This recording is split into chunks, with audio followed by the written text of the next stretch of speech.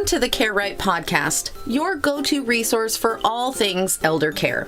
Guiding us through this journey is Annalee Kruger, the founder of Care Right Incorporated, and she has been steadfastly supporting families across the United States. Each episode brings you expert insights, innovative strategies, and practical advice, ensuring that you're well equipped to provide the best possible care for your loved ones. Expect to gain valuable knowledge, learn from real-life stories, and get inspired to take action in your own caregiving journey. So buckle up as we dive into an in-depth discussion of elder care planning and together embrace the journey of caring for aging loved ones on the Care Right podcast. Hi, everybody. My name is Annalee Kruger. I'm the president of Care Right Incorporated. We work with families across the country in developing customized aging plans. What's an aging plan? We work with families who are family caregivers, and they most likely are getting burned out, taking care of aging parents, whether it's mom or dad or in-laws or aunts and uncles. Most of our families are pretty burned out when they come to us.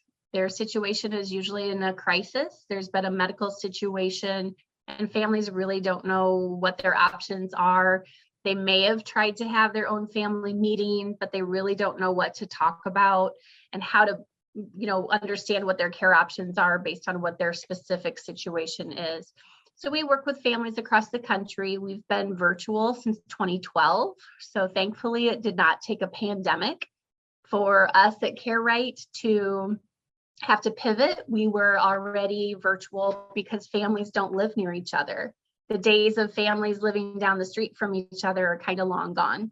So we've been virtual since 2012. We facilitate family meetings to find out what's working well, what's working less well. Is there dementia progression? Are there falls? Is there weight loss? Dad's getting lost driving. Mom's the caregiver to dad with dementia and he's getting worse, or mom's getting burned out. So those are our types of clients that we work with. And then we help you determine what your care options are based on what you can afford. We align the care team so that you understand what questions to ask and what to look for when you are working with home care companies or retirement communities, so you can make informed decisions all along the way and be supported and educated along the way. So I am excited today for our podcast guest. Going to pull up your bio and your information. So today I am excited to announce Susan Turnbull. She is our guest today. So welcome, Susan. Thank you. Great to be here.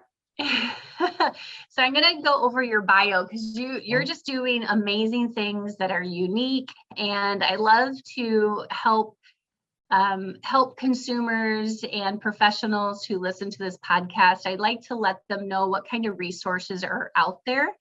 And like I said before, we're all kind of the best kept secret, and we don't want to be kept secret anymore because we're all doing amazing things to help families have better outcomes. So Susan Turnbull is the founder and principal of Personal Legacy Advisors, a professional writer, speaker, and workshop facilitator. She is the author of The Wealth of Your Life, a step-by-step guide for creating your ethical will, co-author of Across Generations, a 5-step guide for creating an expression of donor intent, and the designer of the Life Legacy Cards and the Life Legacy Conversations tool, all designed for those who agree that personal wealth has tangible and intangible dimensions. In her fresh take on the meaning and dimensions of legacy, Susan's dynamic presentations and engaging materials appeal to audiences of financial, estate planning, and philanthropic advisors, as well as their clients and donors. Her work has been featured in many national publications, including the New York Times and USA Today. So welcome. I'm so glad that you were available to be our guest on this podcast. Like I said, you're doing amazing works. Tell me about yourself and kind of what got you started in this line of work. Well, I'm happy to, and it's wonderful to be your guest, Annalise. So thank you for the invitation, and thank you for all of you that are listening for your interest in attending today. So a lot of people think that with the name of a business of Personal Legacy Advisors, a lot of people assume that I'm either a financial advisor or an estate planning attorney. And as you described in the bio, I'm neither. I'm a writer by trade, a former journalist. And I did a lot of personal interest stories in my day.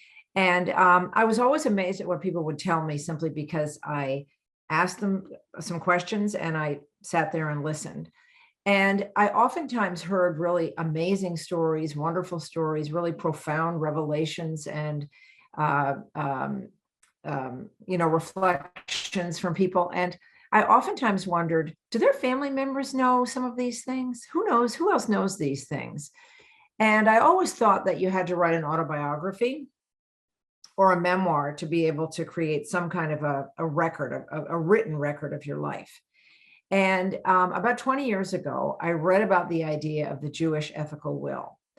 And I had no idea what an ethical will was, but I was intrigued by what I read about it. And I went and did some research about it. And I became so fired up about the idea of this thing called the ethical will that I really built a business and an area of expertise around it. So the short story of an ethical will is around 800 years ago in the Jewish tradition, you begin to see the expectation that fathers write to their sons sort of a letter of instruction about what it would mean to live a worthy or ethical life. And that's the derivation of the term ethical will, which, let's face it, is kind of a hard term. I mean, you put ethical and will in the same phrase. It's like, oh, get me out of here. It sounds so stern and lecturish.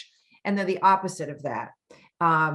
An ethical will, especially a contemporary version of an ethical will, is really a letter of love that's written from an older generation to a younger generation, with the opportunity to, in a short space, rather than an autobiography or a memoir, in a short space, put down whatever it is you want to make sure that your loved ones get from you and hear from you without question. So it's a record of your life. It's part of the record of your life, but in a very short form. Instead of an autobiography, which is kind of, which takes a chronological view of your life, it's an opportunity to take sort of a 30,000-foot view and say, well, in a few pages, what would I want to make sure that my loved ones heard from me without question? So it's the opportunity to talk, to express, first of all, how you feel about them, what some of your values are, what information would you want to make sure that they knew and that they had from you, whether that's an information about what's in your estate plan, the intentions behind that, or why you chose to give a lot of money to philanthropy, or just what your views are about money. So a lot of people use these as side documents, and they're non-binding, by the way, as side documents to an estate plan, to really pass on the intangible aspects of your wealth, your values, your stories, your feelings, your reflections. And that's where it sits in the world of estate planning.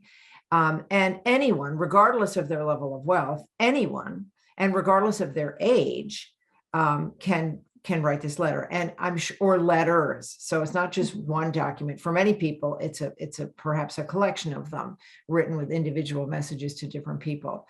I consider that they're not only monologues, which is what a letter is sort of in its natural form, it's a monologue, but that I think there's great value in it being shared during life, as well as being kept to be accessible after a person is no longer alive. Because sometimes, a lot of times, and I know a lot of you know this, it's easier to say things in writing than it is face to face, especially some of these intimate things.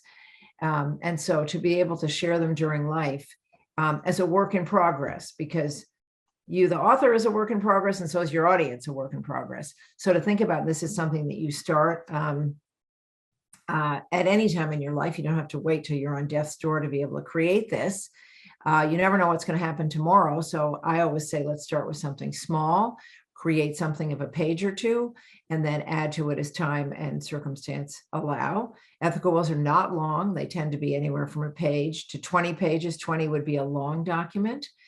And so that's sort of an overview of what I got very excited about when I read about this. Was this is the missing piece of estate planning, where you spend a lot of time working with professionals to think about what you want your loved ones to have in a material sense, but there's a lot you want them to know and understand and take from you that isn't material. And of course, you're living out every day, you're living out your values, and you're having conversations, and you're sharing a lot of this every day. But to think about, what do you want to communicate with intention in a way that's going to be enduring? That is a really important thing to think about, for anyone to think about, in terms of thinking about what they want to leave behind, what they want their legacy to be.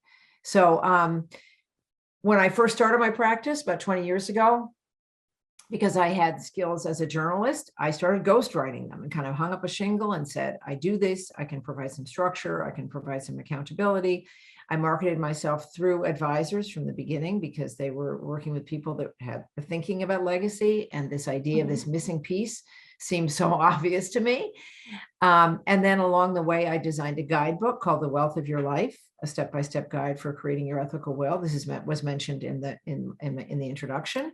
And then for people that are creating some kind of a philanthropic instrument and would want to talk about why I had done that, whether it was a foundation or a donor advised fund, there's a guidebook for that too.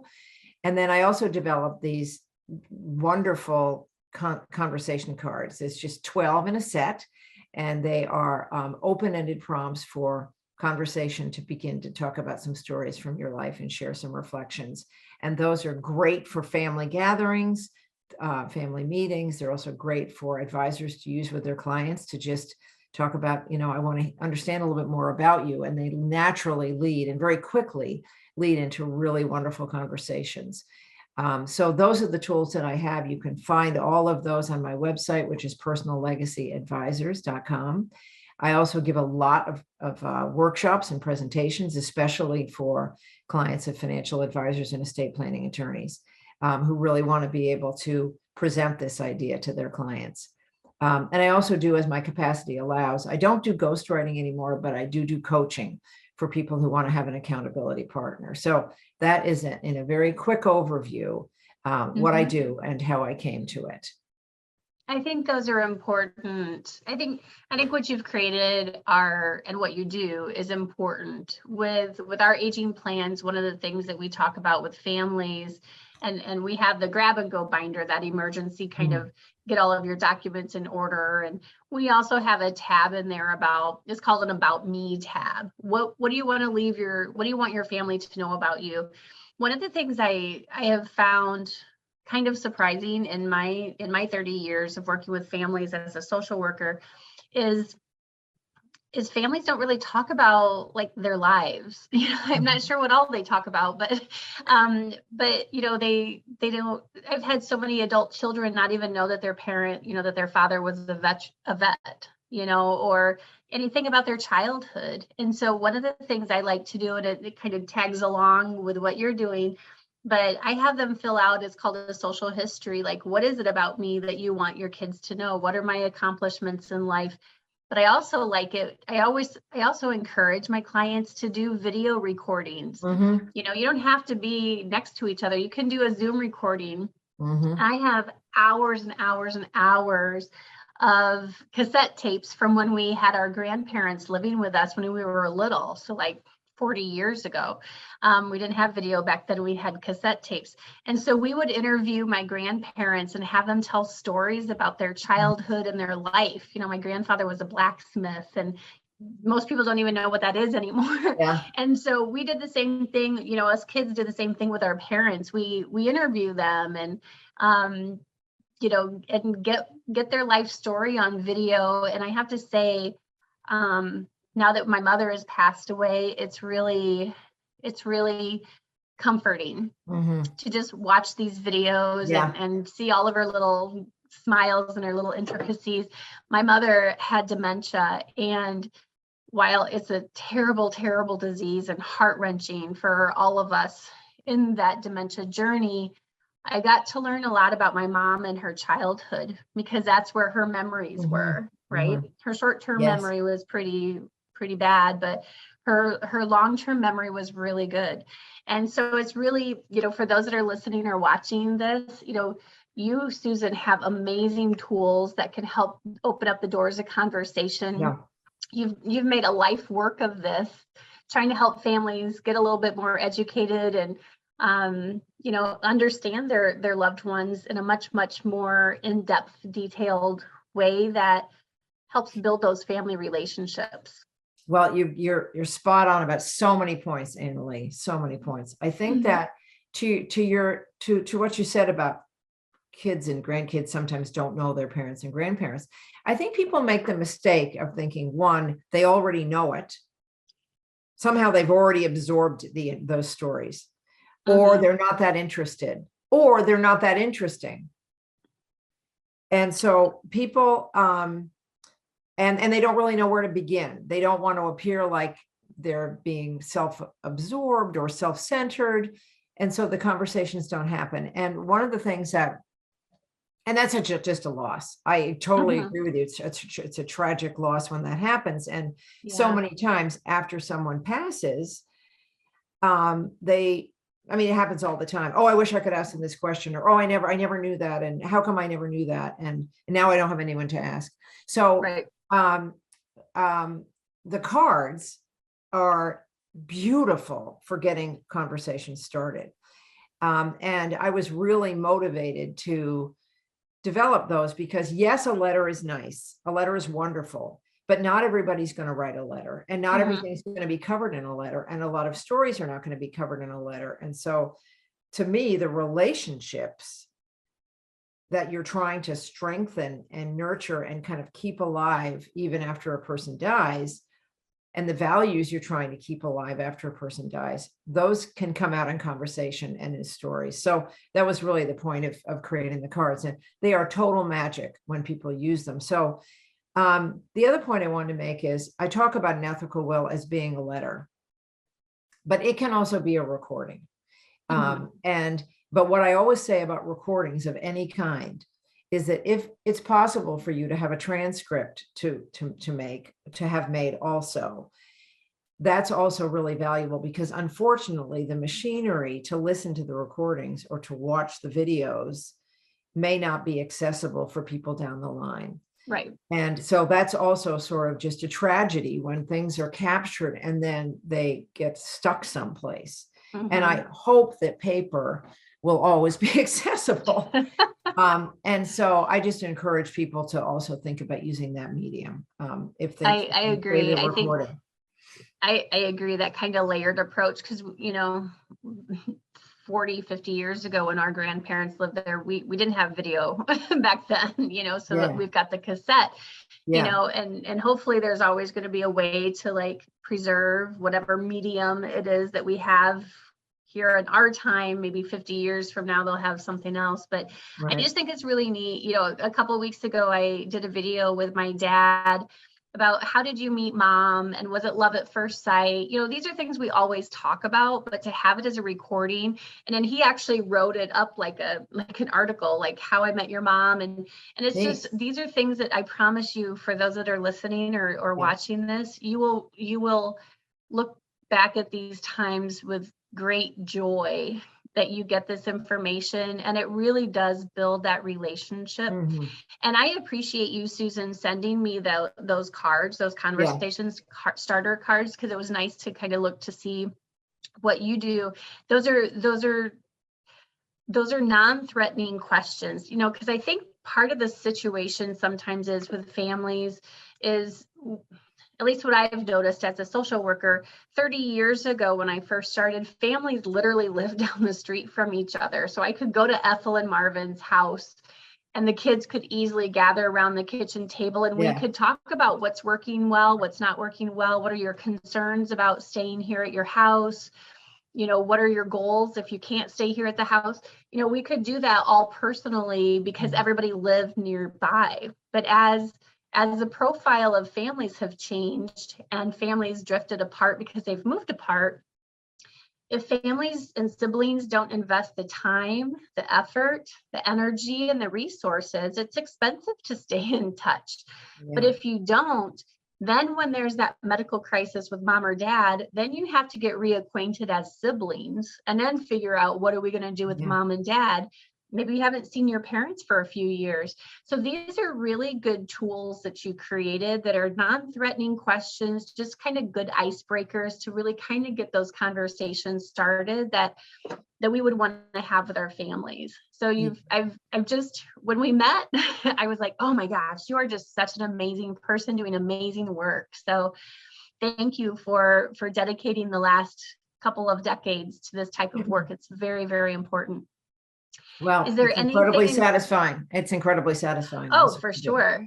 Yeah. For sure. Is there anything before we close, any last message that you want to have those listening to this podcast, any takeaways or next steps for them?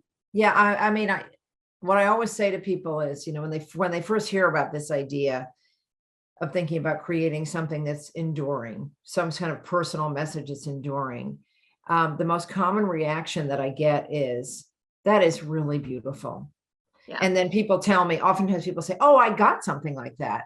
Or it's kind of like when I wrote a letter to my daughter when she went to college or got married or something like that. So people can really relate very easily to what this is. Or they say, oh, I wish I had one from my parents or something. So people relate really quickly to what it is. And then they say to themselves, then the voices start talking, when in their head, when they start to sit down and do it, it's like, well, I don't know, this feels like it's going to be hard or long or emotional, and maybe nobody's interested. And, oh, I'm too young to do this, and I'll do this later, And I mean, it's just such a common reaction. And I'm not saying it's easy to do. It is an emotional exercise. It's a spiritual exercise to really think about, well, what do I really want to say? And so what I say to people is, start with something really small, make it just a page, and put down the one thing that you would want to make sure they knew from you directly. And for most people, that's an opportunity to say thank you, or I love you, or forgive me, or I forgive you. Those kinds of things you don't want to go to the grave not having said. Right. So put that down, sign it, date it, put it in a place where people can find it. And then, and I promise you that feels really good just to say that. And then you can add to it or change it as time goes on, but don't put it off, because you just don't really know what's going to happen tomorrow. And it would be a tragedy if that didn't ever get shared. So that's my lasting piece of advice. I think one way to, because I can see for some folks where we're just having these types of kind of intimate conversations or questions might be a little intimidating. I think it might be kind of cool if they said, you know what, we're going to do this as a family project, so everybody, let's do this topic. You've got how many cards are in there? 12, 15? 12 cards. You'd be like, you know what, in February, we're going to answer this question. And in March, and do it like as a family team effort, like a team project. That makes it a little bit less intimidating. That's what I do with the grab and go binder. And I just say, like, we're going to start on this tab and everybody get that done. And then next month we're doing this tab. And it just seems, less intimidating because everybody's in the same boat. And it's a shared experience. So like one of my favorite cards is to talk about an experience you hope that everyone would get to have. So you think about what a 16-year-old would answer to that. That might be going fast down a ski slope or whatever. And then you can imagine what an 80-year-old, how they would say an experience that they think everyone ought to have in their life. That would be a very different answer and a really cool conversation. So I love that. That's another thing I love about the cards, is that they're two-way. And that people of all ages feel as though they're being listened to and understood. And I think that's, if this is all about relationships, which is what I feel like my products are, strengthening relationships over time and between generations, then yes, think about those cards and how you can use those. So I invite you to look at my website. All the materials are on the website, personallegacyadvisors.com. It's easy to reach me through the website if you want to reach out. then I'd love to hear from you. So thank you very much for your interest in this. Excellent. Well done. Well done. So thank you so much, Susan, for being our guest, and for truly just all of the work that you're doing is it's just so important. And hopefully those that are listening to this will reach out to you. And I just want to say a huge thank you again for helping mend or even build relationships within families. It's really important. Well, and likewise, I want to thank you and congratulate you for your incredible energy and beautiful work that you're doing for the same reason, to help families. So really important. Very good. Thank you so much. All right. Take care. Bye. All right. You too. Bye. Thank you for tuning in to the Care Right podcast. We hope today's discussion has provided you with valuable insights. If so, don't forget to like, subscribe, and share our podcast with others who might find it helpful. Remember, Care Right is more than just a podcast. It's a community dedicated to supporting family caregivers with comprehensive care planning, crisis management, and resources for every stage of aging. Stay connected with us for future episodes as we continue to explore essential topics in aging planning, elder care, and financial planning. Until next time, take care, plan wisely, and remember, you're not alone in your caregiving journey.